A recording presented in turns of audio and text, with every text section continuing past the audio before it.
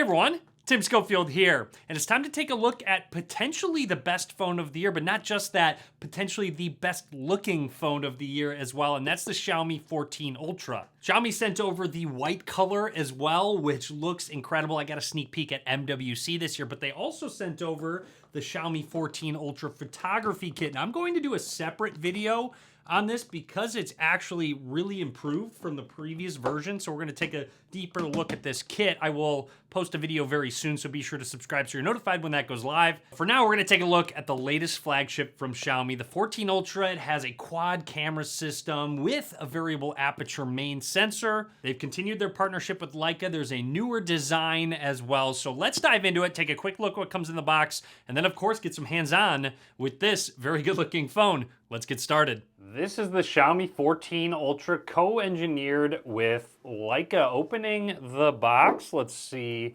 what we get. You've got your SIM ejection tool, your standard booklets, plus a little extra, just a nice case to it. It does seem like the bottom has an opening there. Next is our phone. I'm going to set that to the side for a second.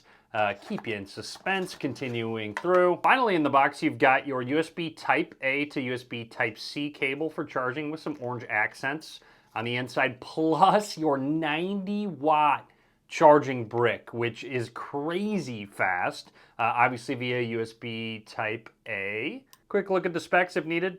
And on to what you came to see, the Xiaomi 14 Ultra. Here's a bunch of information, including some specs and information about the new variable aperture sensor. All right, let's check it out. Taking it, oh man, that was a little rough opening of the packaging, but that's okay. Let's peel this sticker off to check out that white coloring. Oh my gosh, this phone looks great. It also has a good amount of grip to the back of it, which will help when holding that phone. Now, I'm going to power on our 14 Ultra for the first time, and while it boots up, let's take a closer look at this hardware. Down at the bottom, you've got your SIM card slot, microphone, USB Type-C port, and one of those speakers. Moving along on the right side, you'll notice flat sides and a good amount of real estate, so it should be comfortable to hold. A texture on that power button so you can differentiate it between those volume rockers right above it. Make note,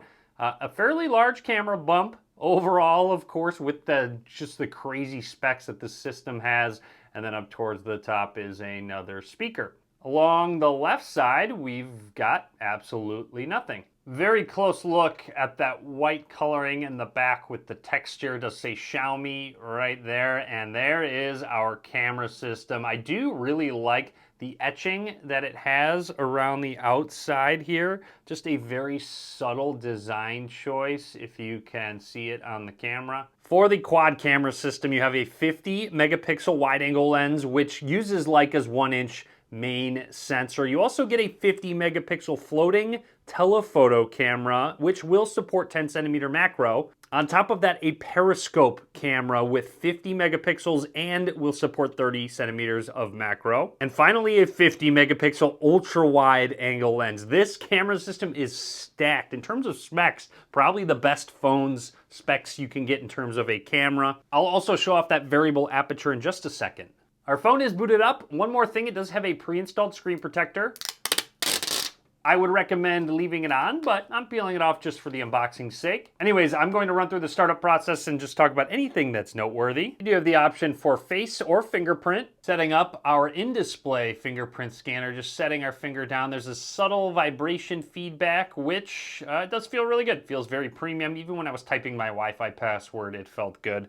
Anyways, I do like this fingerprint location. It's not too low, like in my opinion, some phones have it. Anyways, that was really quick. You can add more later. You have the option for classic or adding an app drawer. I always use an app drawer. Xiaomi Hyper OS is their skin on top of Android. And a close look at that all-around liquid display is what they're calling it. You'll notice just a really subtle curve completely all the way around, even in the corners, up towards the top, bottom sides, yet it still has those flat sides to hold on to. It's just a really subtle curve to it, but it looks really good. This is a 6.73-inch AMOLED display, getting up to 120 hertz refresh rate, 3200 by 1440 screen resolution. I also can already tell by how smooth this is that the 120 hertz is enabled out of the box. You also get 3000 nits of peak brightness, which is more than enough to see it outside in direct sunlight. Anyways, going into that display settings, I want to point out a few things. First of all, out of the box, the display resolution is set to 1080p. So if you want to take advantage of that 1440p, you'll have to change it. Yes, it will consume more battery life, but I recommend, getting the full resolution out of your display. And then in refresh rate, it's set to default, which will change depending on the type of content shown, which I usually leave it at, or you can force 120 hertz or 60 hertz. 60 hertz will definitely save more battery life, but it won't look nearly as smooth and just buttery as it does. And just because, another look at that design and style with that white back, a definite contender for best looking phone of the year, in my opinion. Testing out the in-display fingerprint scanner. Most of them work really well nowadays, and this one seems to be no different. Very quick, very accurate. You don't need to turn the screen on. You can just set your thumb down and it will unlock.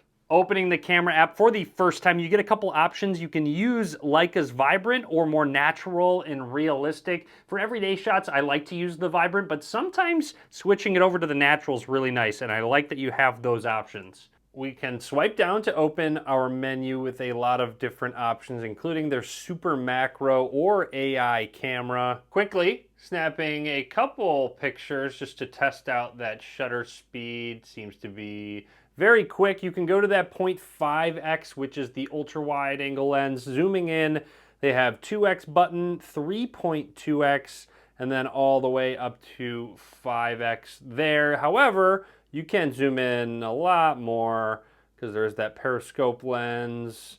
Come on.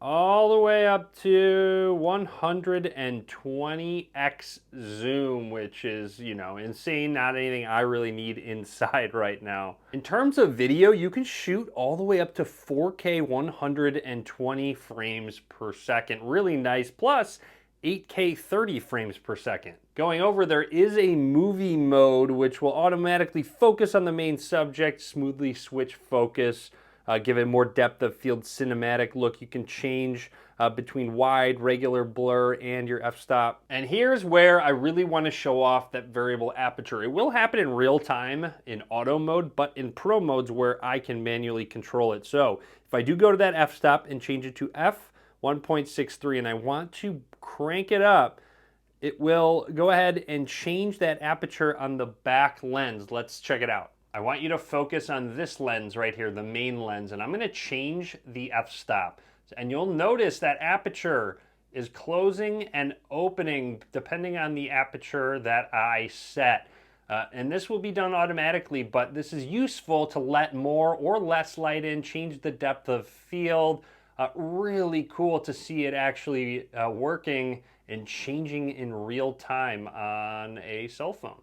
Anyways, going back, we can switch over to portrait mode. There's a couple different styles that you can choose from, inclusive Leica portrait or master portrait. It's up to you. You can change the specific zoom length, the focal length of your shot, and then right here you have documentary, swirly bokeh, portrait, soft focus. You can truly customize your portrait shot, documents, and more. So here is everything else, including a night mode. Going back into settings, just a few more things to check out. With themes, you can really customize your device, your wallpaper, icons, all that good stuff, but want to go into some additional settings here, including gesture shortcuts, where you can take a screenshot with 3 fingers, turning on flashlights, and more. So that's nice to have. And it does have the accidental touch on edges to ignore it. You can change the area. So you'll see it lights up the area. So if you have it a little bit larger, smaller, or custom, you can completely adjust that size. So if that's a concern for you, it's really nice that it gives you that full customization option. I'm gonna leave it on default for now. I haven't seen any accidental touches yet. And of course, just a few more options, including floating windows to resize, move, and really multitask on your device, and heart rate, interestingly enough. So you can actually use your fingerprint scanner to check your heart rate, which, not many phones have. Let's try it. Make sure you don't move your finger.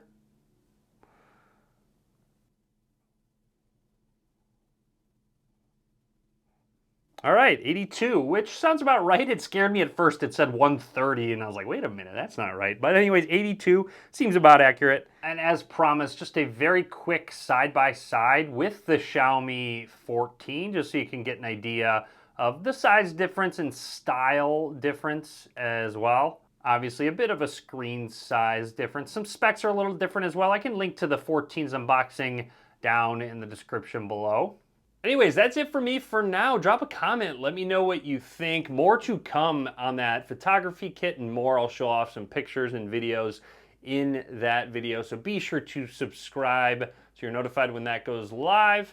Drop a comment. Let me know what you think. This design is crazy. It looks really good in the hand, especially that white grip on the back. But anyways, be sure to give this video a thumbs up. And as always, thanks for watching.